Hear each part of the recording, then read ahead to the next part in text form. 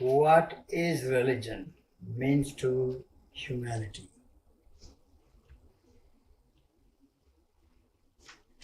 Swami Sivananji Maharaj.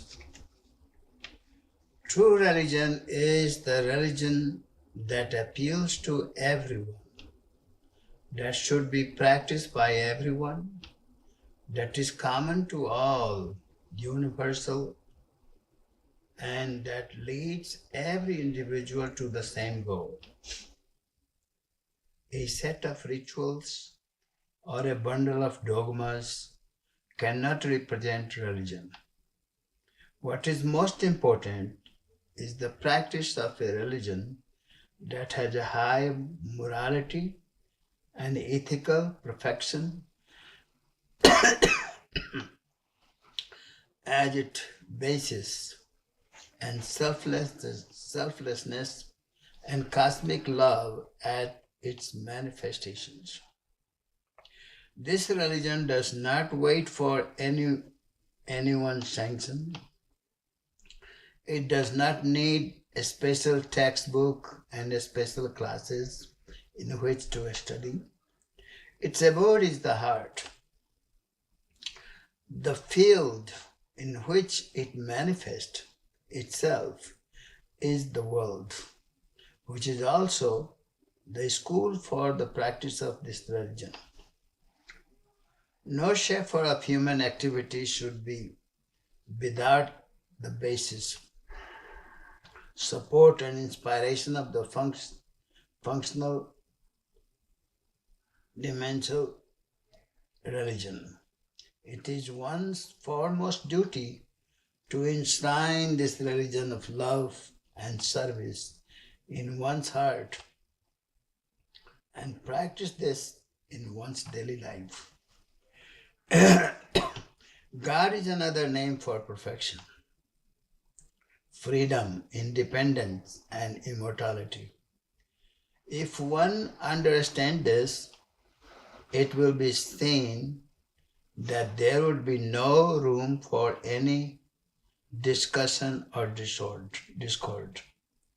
This conception will lead one to the unity and harmony. All religions have come from one source, and there is no religion for God. But He has given us different paths to suit different types of people, who are different grades of intellectual, emotional, and spiritual evolution. All religion points to the same objective of all religions place before us the same ideal: to control our mind, to restrain our senses, and to find the one common consciousness that is hidden in all these names and forms. If this ideal is practiced, the heart of man will be purified and his prejudicial, selfish, egotistic attitude will be molded in the light of his realization. The Sermon on the Mount of Jesus Christ, the Noble Eightfold Path of the Gautam Buddha, and the Yama Niyama of Patanjali are basically the same in the spirit of their teachings. Only the name are different. A rose is rose, call it by any name you like. The Upanishad proclaims the unity of existence. This one central theme runs through the utterance of all seers of the Shrutis. Truth is one. Those sages have described of it variously. That one reality pervades everything. Here, in essence, that alone exists, not else. The material value of this world are illusory. It is only when the senses are withdrawn from the object, when the mind is stilled and the intellect transcended, that the inner eye of the intuition is opened and man sees everything as God. To such an intuitive soul, God alone exists and nothing else. He proclaims, Vidyayagna Valakya, all this is dear to me, not because of their illusory appearance, but because the truth, they are my own Atman, the Lord. Jesus, Buddha, Krishna, Muhammad, Zoroaster, or Confucius, all of them have delivered the same message of love and unity, only in different words to suit their respective followers. Every sage's message leads one to the final goal, which is God realization. Even in the case of Hindu scriptures, we find several streams running parallel to each other. The stream of knowledge, Jnana Yoga, the stream of devotion, the Bhakti Yoga, the stream of meditation, the Raja Yoga, the stream of selfless action, Karma Yoga. The Upanishad contains the highest monastic wisdom. The Vedas prescribe various sacrificial rites. The Surti extol righteousness. The Purana generates in the man love of God. Yet all the paths, though seemingly different from each other, lead to the aspirant to the same goal. Those who try to bring about control and harmony in various religions are indeed blessed. Those who are intolerant have not understood the real essence of their own religion. Truly, it is the misunderstanding of the true purport of the basic teaching of one's religion, or complete heedlessness and disregard to their spirit, and that has been the central cause of the suffering of mankind. Of what use is the knowledge? Use is the knowledge that the same Lord indwelleth in all hearts. If one's thoughts, words and deeds do not tally and reflect this inner realization, of what use is merely repeating that mankind belongs to the same parentage of God? If one refuses to do good to one's neighbor, or at least treat them kindly, only when religion is put into actual practice can the real fundamental underlying essence be realized. One should not be intolerant and should try to find out the good in all religions. Every religion has created a great seers, reformers, and saviors. One should repeat, respect all saints, belong to all religions. The central teaching of all religion is, be truthful, let your conduct be pure and righteous, love your neighbor as yourself, share what you have with others, never hurt others' feelings, be kind to all, control your impulses and emotions, follow the path of courage and straightforwardness. One should practice this only, then can one be a true follower of own religion. Does that make sense? Yes? Should I repeat that again?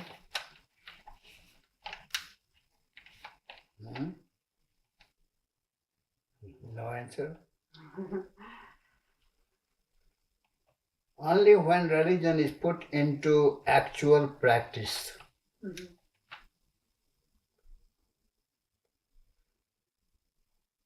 can the real fundamental underlying essence be realized. One should not be intolerant and should try to find good in all religions. Every religion has created a great seer, reformer, and saviors. One should respect all saints belonging to all religions. The central teaching of all religion is be truthful. Let your conduct to be pure and righteous. Love your neighbor as yourself. Share what you have with others. Never hurt others' feeling. Be kind to all. Control your impulses and emotions. Follow the path of courage and straightforwardness. One should practice this only then one can be a true follower of own religions. And that is true that all the religions or religious head, whether it is Jesus or Buddha or Krishna, Muhammad or Kabir, they all taught actually the same thing. Do you see how?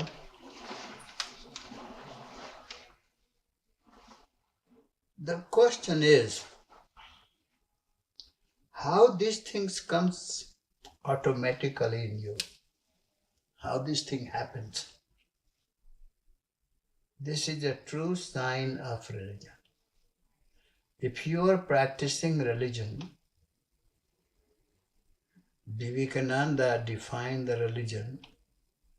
He said religion is the best manifestation of divinity already in man, can be attained through the self-realization. Do you see how that is?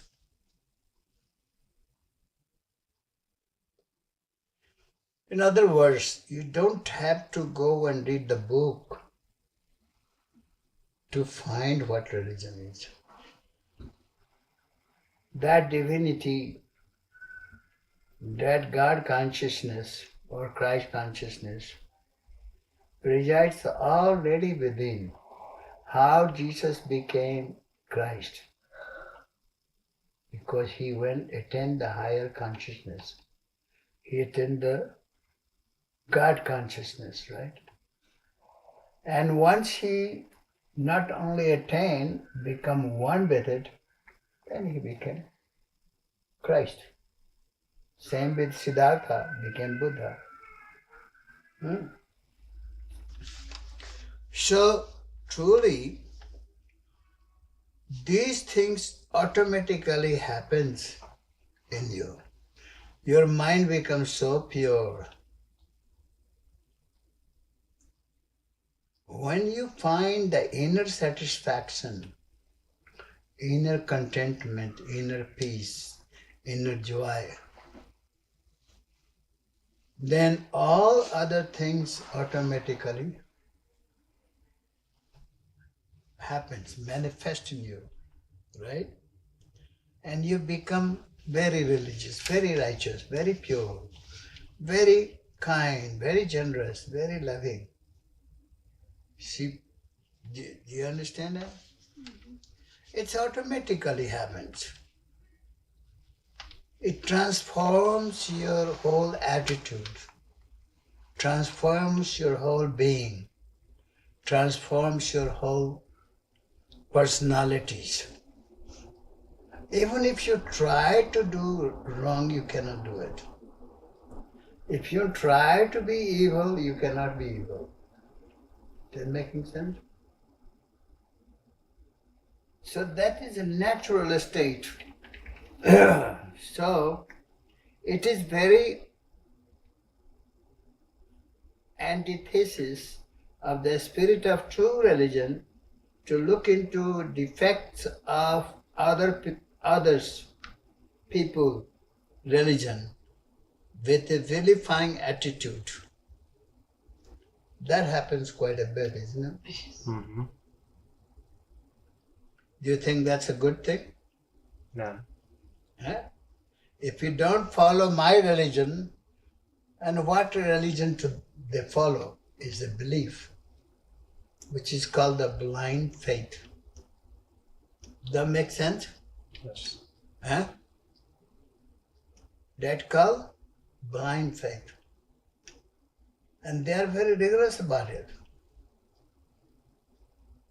It has not transformed their life, it has not changed them. Their attitude is sometimes very rude, you know.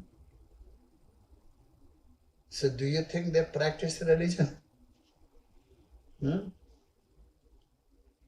When their attitude is rude, they are very stubborn. They are not easygoing. Huh? They are not very joyous or peaceful. They are not compassionate or kind. Yeah. Then they absolutely, there is no religion in them has manifested. They say my religion is superior. My religion dates back to the 5th century. All these main notions are the seeds of misunderstanding. All religions have come from God. Every religion is good. It is easy to speak of tolerance and the oneness of religion, but it is very difficult to develop a Catholic vision and universal love. One has to remove, therefore, all the evil quality that lurk into one's mind: hatred, jealousy, prejudice, dislike, and egotism. These are the barrier. Only if one gets rid of this barrier will one be able to develop the cosmic consciousness, the God consciousness. The negative traits in human nature are difficult to eradicate, but ceaseless preserving effort assures the victory. In the beginning, the mind will revolt, the sense will revolt, and one has to conquer the negative thoughts, continuous attempts strengthening the positive. If one wishes to get established in a harmlessness, one must be patient. One must go to the practicing patient without having to encourage wickedness. Patience is a fundamental virtue. Similarly to our selflessness, purity, truthfulness, Catholicity, generosity, and love, one must practice these with common sense. Speak the truth without having to divulge other people's secret. Be generous without having to deprive one's dependent and their basic needs. Be selfless, without having to demand the same amount of selflessness from others, and love others without having to make oneself cheap and contemptible. Pure love breaks all bonds. It pulls down all the barriers. It annihilates all limitations and differentiation. It flows presently. It flows perennially towards the entire creation, even as the sun shines equally upon all. This love is indeed God, the universal God. It is a potent remedy to destroy the disease, hatred. He who has pure love in the heart wins the hearts of all. This pure love is irresistible force. To him whose heart is filled with pure love, the voice of his conscience is the voice of God. He engages himself in elevating the suffering of others. He is an ideal of selfless service. The Lord will flow through him. He is ever joyful and never afraid. He brings peace and harmony in the lives of all. He comes across the basics of lasting unity of all humanity is this religion of pure love. This is the religion of humanity. This is what religion means. Humanity.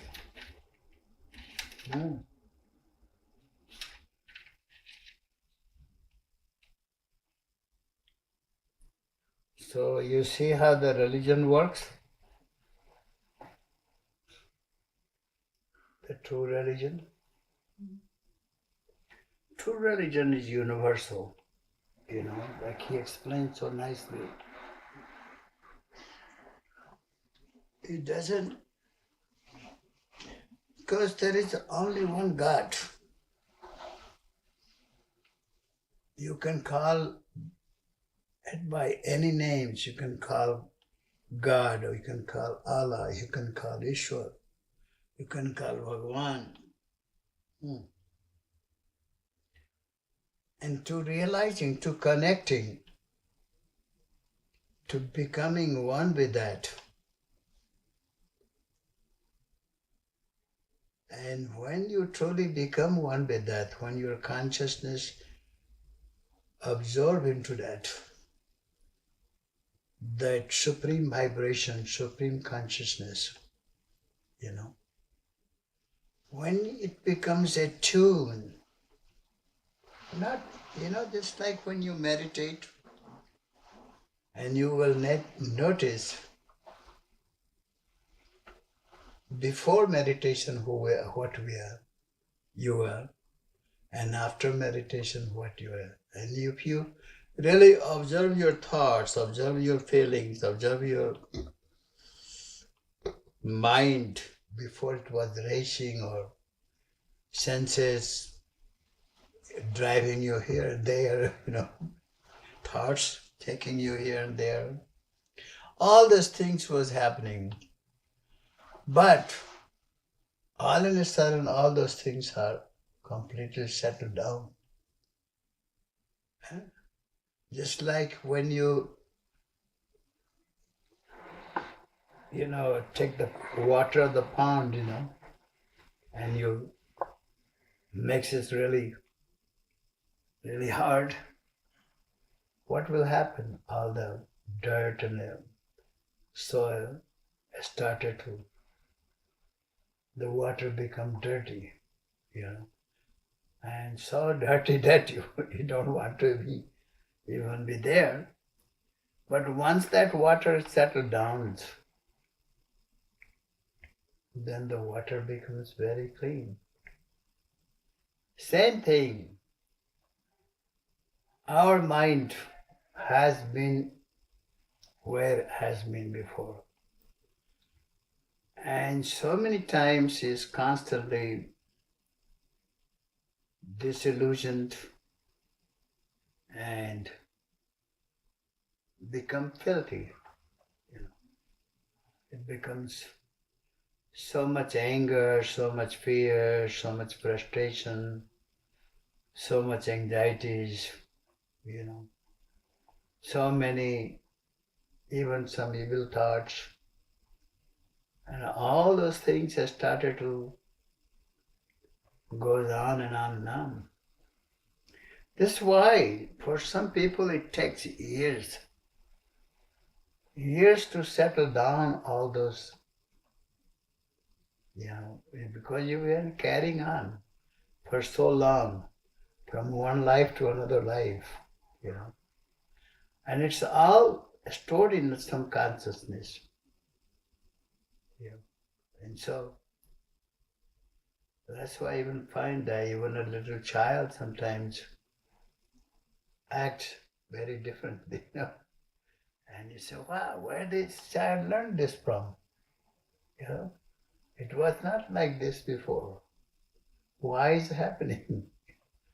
Because there's things coming up, coming out, which is stored there. So eventually some people have to work out all the way, precisely throughout the life, to settle down. And then eventually their real self start manifesting. And so in the light of the self, then you start feeling more and more peace, more and more calamity, so much calmness, and then all the goodness of your soul has started to manifest, and you feel so good. You feel so calm, so serene. And most of the time when you are all by yourself, then you will notice that you're very relaxed, very peaceful, very calm, you know. And the more and more that beauty manifests, the real peacefulness start to manifest in your life. Then, no matter where you go, where you are, you can always be peaceful. You can always be very calm, very serene. Even though the world has a chaos, everywhere is so chaos. All the news are all chaos. But that would not affect your life. So you will be still very calm and serene and peaceful, you know. So peace is sour all over around you, manifesting. So have you seen the people have manifest different type of aura? Have you heard of the aura? Mm-hmm. And that's the aura. Is some people who are very negative, who are very, and so they are not very at peace. They are very nervous. They are very, wrong-minded. Yeah. So you will find their aura may be very dark, very disturbed. But some who are very calm, very peaceful, and when they become connected with the self, with the higher self, then the aura is very lightful. You will see the light, you will find like even in those gods, the angels, some real saints, you will see light. And some lights are constantly moving, but it is around. They are completely manifested in the light. And that light manifests around you. A matter of fact, it protects you. Even when you go in a horrible place, your light would not be disturbed, and you will be protected. And nothing can happen to you. That's like just like having a strong rubbed around you, sealed. Have you heard the word sealed? Yes. And when the shield is around you, then you live in peace and you have nothing to worry. Nothing can disturb, nothing can destroy, nothing can challenge you. Nothing can happen to you. So you are protected. You've seen the president and the prime minister, they have those bodyguards, Have you seen that? Mm-hmm. They need it,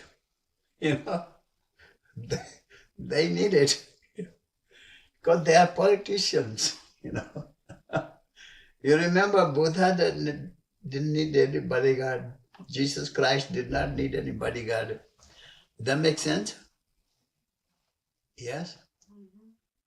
They did not need bodyguard. Lord Rama didn't need bodyguard. Krishna didn't need bodyguard. Holy men who are truly holy, they don't need bodyguard. But other people, they do need bodyguard. And even with the bodyguard, they are not protected. Have you seen that happen? Look at happened to the, what was then, Kennedy. Happened to the Mahatma Gandhi. Right? Happened to so many people, even with the bodyguard, they were not protected. Martin Luther King, another one. So this is the difference. Do you see the difference? When I used to go to India, Bihar, after America, and a lot of people, I have seen them, when they go, they will look so poor, so cheap, so ordinary, to mix with the society, so they won't be recognized, You know what I mean? They have filthy money, so much power, so much this, so much that, the worldly. And so this is why they need a protection, right? So they need a protection, But we have so much, one thing I have noticed myself, that no matter what, my needs are always provided, You see what I mean? There are so many gurus or swamis, they charge so much money. Huge. So many kathavachak. Kathavachak means religious, what is called, priest, who speak the stories, the Rama or Krishna, speak on the Ramayana, Gita and Mahabharata and so on. They charge very huge amount of the money, They charge. And this is another reason they have to have a bodyguard, They have the bodyguard everywhere they go, And they have to put big P, So same with the politicians, same with all these people. But this is those who practice religion. But the religion itself, it's not really a practice. Just like you practice, so many rituals.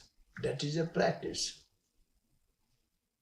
You chant 1 lakh mantras, the 1 million mantras you chant, That is a practice, right? I see the people who become a Naga sadhu. Naga means naked sadhu, Naked sadhu. And they have to practice for 12 years before they become Naga. Can you believe that? 12 years. And they have to do the pindan. Pindan means you have to die. People do the pindan when they are dead, right? And they do it when they are alive. Pindan means they completely die from this world. They don't have no desires. You give them the food, they will eat. If you don't, they will stay hungry. They don't care. So in other words, they have control all these elements in their life, and they have no craving. They do not depend on the world to give them anything. And they go on surviving, but they are committed to their practice.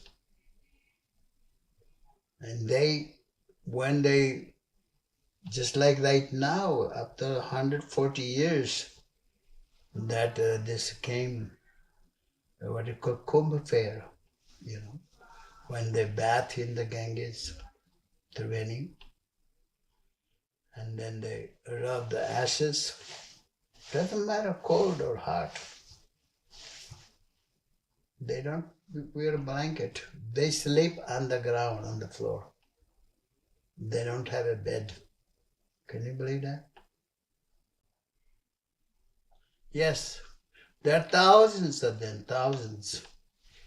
And once this fair will be done, they will go back to live in the forest, live in Himalaya, And so this asceticism, they practice so strongly, and that is why they call Naga. Naga means very committed, very dedicated sadhu, Okay. So there's some people, but actually religion is not so such practice. It is supposed to be the easy. This is why Krishna said this is a supreme science, supreme secret, extremely holy, very easy to practice and most enjoyable. If the practice makes practice very hard for you, very difficult for you, you have to give up so much of yourself completely. Completely surrender, Completely surrender. Then it's rough and tough for you, But religion is not such. Realization of God is not such difficult. And it was difficult, then not many people would be able to practice it. Don't you think so? So you cannot say that religion is only for some people, not for everyone. If the breathing was only for some people, and not for everyone, do you know we would have this life? Sleeping was only for some people, not for everyone, we will be okay? No. So these things are for everyone. Religion for everyone. Righteousness for everyone. The goodness is for everyone, not for some special people. You know what I mean? Whether it will come once you practice the simple practice of love. This is why the Bhakti Yoga, Jnana Yoga, Raja Yoga, or Karma Yoga, All these things, the yoga means the union with God. But all these different practice, whether Bhakti, Jnana, Raja, or Karma, all this is to get us there. You need the ingredient, just like you are making some good meal, you have an ingredient, right? And if you have all the ingredient and you are applying the way it's supposed to be, then you should get a good result. That's simple.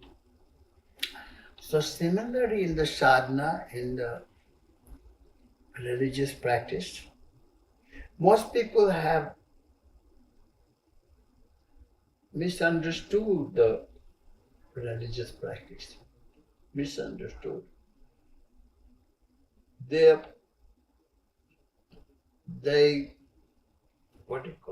associate with Christianity or Hinduism, or Buddhism or Sikhism or, Islamism. It has nothing to do with any ism. That making sense? Do you think all the ism is made by God? No, it is made by the mankind, human being. merit, right? Those who practice follower of the Christ, they say, I am Christian. But Jesus did never talk about the Christianities. Making sense? He starts simple, the universal truth, universal religion, universal teaching. And it was for all, everyone, not for some sort of people, little group of people. You know what I mean? Don't you think so? That Jesus came for everyone. The sunshine comes for everyone. So similarly, the religious truth, religious teachings, religious practice are universal. It is not limited to some sect or denominations or followers, believers. And if something accessible to everyone, then everyone is happy. Then there is no duality that my religion is better than yours. When that comes, then that is not a religion. That is something else. So thank you very much.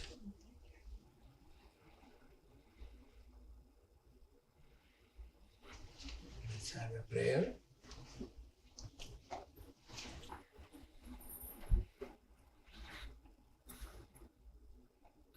Jai Gurudev Maharaj, your glory fills the world, protector of the weary and the weak.